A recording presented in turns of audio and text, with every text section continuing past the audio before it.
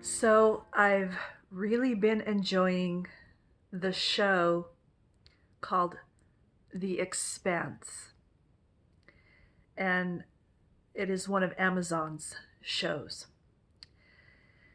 And there's a character on there called Pastor Anna. And there's an exchange that I just really loved and hit me larger than the show, like it was talking to us.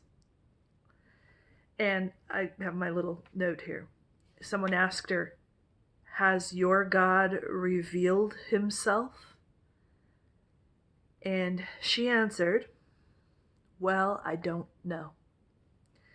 But if we are going to meet God as a bunch of angry fools,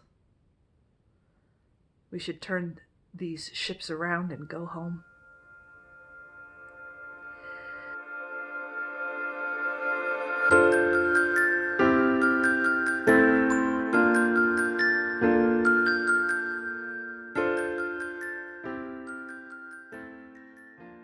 And so, if our planet is that ship, this ship, our planet, is full of a bunch of angry fools.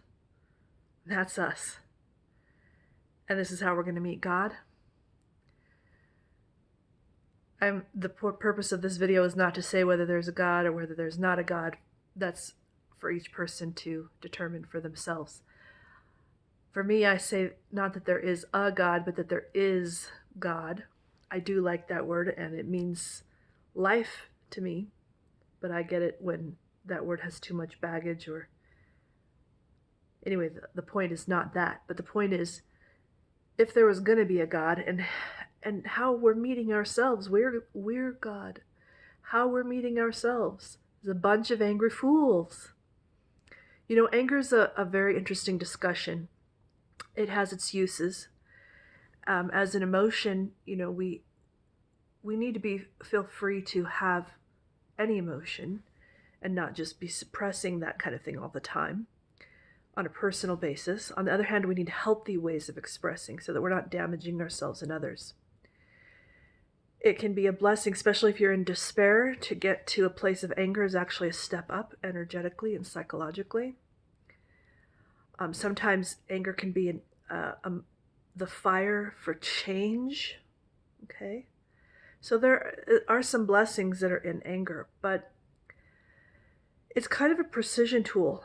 It has its purposes, and it should go no farther. And it's not something to be used every day. It's something that is for very specific purposes at very specific times. So as a human being, if you're daily in anger, then there's some healing there for you.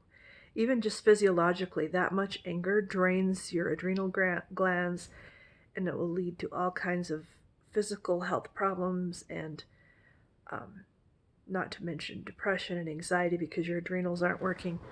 So anger daily. And if you're angry at yourself, if you're angry in your relationships, if you're angry at far people in far places, groups in our very political world, and in that sense, we feel like we have a right to be angry. And sometimes, like I said, sometimes if you've never been angry, like you've just taken things laying down, so you might need to pass through anger first. You might need to get your gumption and get some anger first.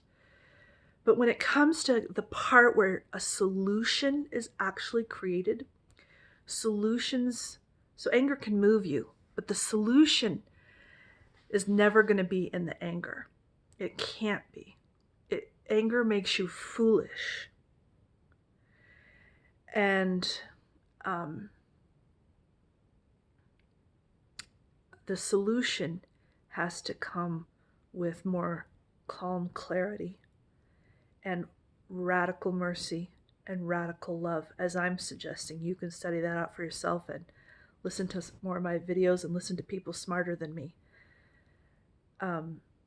So if you are angry all the time, I hope that you recognize that as something that's not a feature in inner peace or world peace, and that it cannot inform you as to the places that we could go, the greater imagination. And so I hope that the ship that we're all navigating here, this planet Earth ship, well, we don't have to pack up and go home, so to speak, but that we can be prepared to meet any God that there is, and we won't be a bunch of angry fools. In fact, God will look down at us and say, oh, looks like you guys have got this. You don't need me. No, just an idea. Anyway, think about that, and let's see you next time.